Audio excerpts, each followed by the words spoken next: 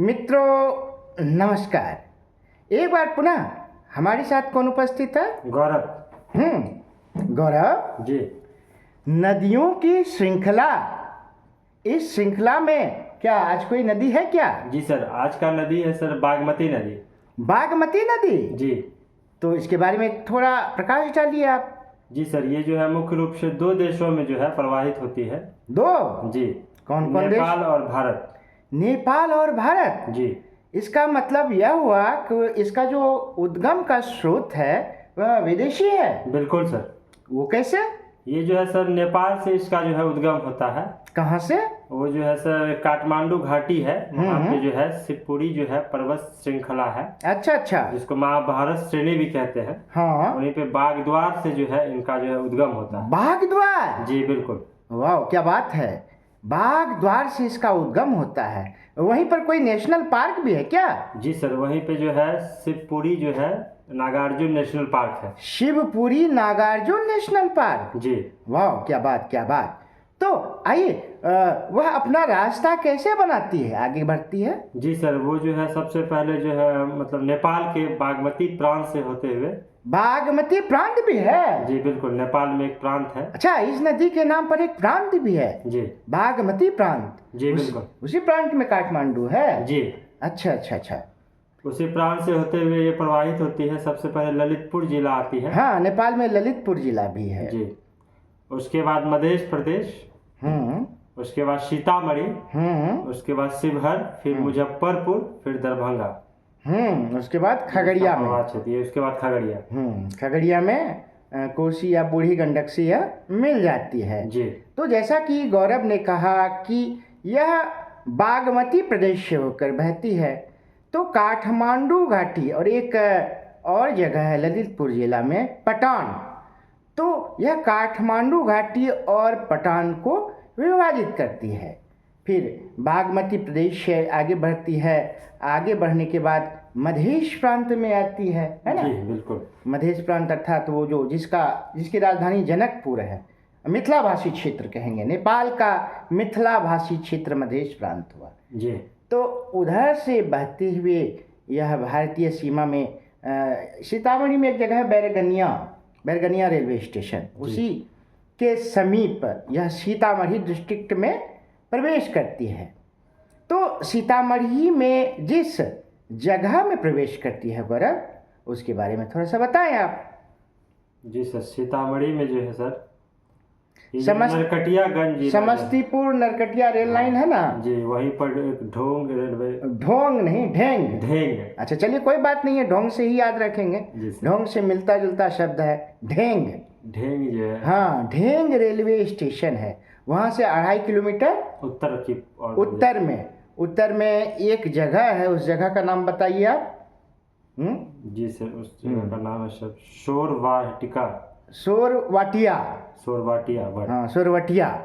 हाँ, तो शोरवटिया नामक जगह में, जो कि सीतामढ़ी में पड़ता है, प्रवेश करती है। प्रवेश करने के बाद यह आगे बढ़ती हुई शिवहर, मुजफ्फरपुर, दरभंगा, है ना, खगड़िया इत्यादि क्षेत्रों से यह बहती है ना।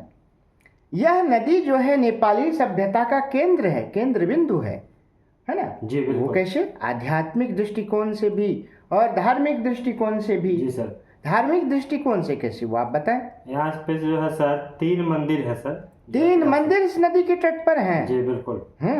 एक मध्य प्रदेश में है पशुपतिनाथ मंदिर। मध्य प्रदेश नहीं, वो तो बागमती प्रदेश में ही है। वही बागमती प्रदेश, काठमांडू नेपाल में सर। हाँ, काठमांडू बागमती नदी के तट पर ही बसा हुआ है ना? जी। और वहीं पर क्या है? पशुपतिनाथ मंदिर, जो कि बहुत ही प्राचीन मंदिर माना जाता है ना? उसके बाद और 2 भी मंदिर हैं, बताइए आप। और 2 मंदिर नेपाल में ही है सर। कोटेश्वर महादेव मंदिर। कोटेश्वर महादेव।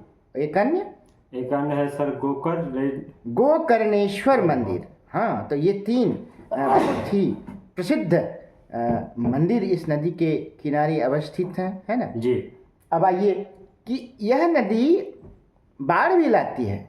बिल्कुल सर। बाढ़ के कारण इसके मार्ग में परिवर्तन भी होता है। जी सर, ये जो है खास करके दरभंगा, मधुबनी और जो है मुजफ्फरपुर, ये 3 जिलों में प्रमुख रूप से अत्यधिक बाढ़ आती है। दरभंगा, मधुबनी और मुजफ्फरपुर। मुजफ्फरपुर में तो खबरें हमेशा चर्चा में रहती हैं मानसून के समय में, है ना जी। तो ये बाढ़ भी लाती है।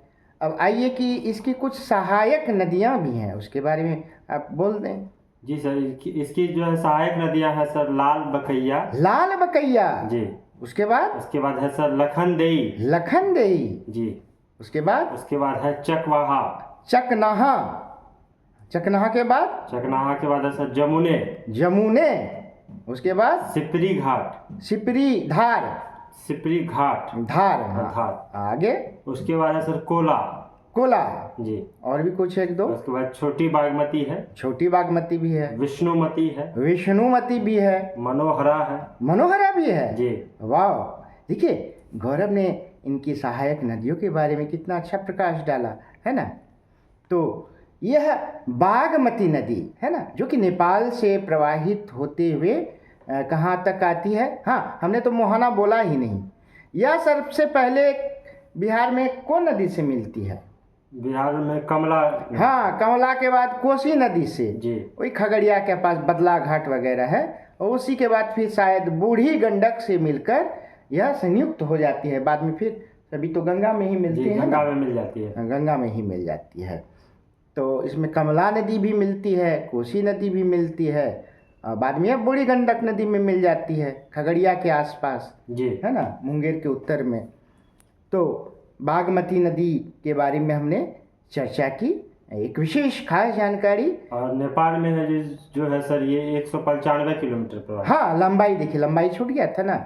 नेपाली क्षेत्र में इसकी लंबाई 195 किलोमीटर है, और भारतीय क्षेत्र में बिहार में जो है सर 394 किलोमीटर। हाँ, 394, दोनों को जोड़ देंगे तब 389 नहीं 589 ना। 589 किलोमीटर। हाँ, 195 प्लस 394, 589 किलोमीटर इसकी कुल लंबाई हुई है। लगभग लंबी ही नदी है, छोटी तो नहीं कही जाएगी। जी सर, है ना। तो यह धार्मिक आध्यात्मिक दृष्टिकोण से महत्वपूर्ण नेपाल की एक नदी है, और नेपाली सभ्यता का केंद्र भी है। इस नदी के नाम पर नेपाल में एक प्रांत का ही नाम है बागमती प्रदेश, है ना। बिल्कुल। बागमती प्रदेश मध्य प्रदेश से बहते हुए यह बिहार के कुछ जिलों में प्रवाहित होती है। तो आज हमने एक महत्वपूर्ण नदी बागमती नदी की चर्चा की है। आशा है कि जो कि ज्ञान पिपासु दर्शक हैं उन्हें जरूर अच्छा लगा होगा। जी बिल्कुल। हाँ, चलिए हम लोग फिर कल मिलते हैं रोचक विषय के साथ। चलिए, नमस्कार।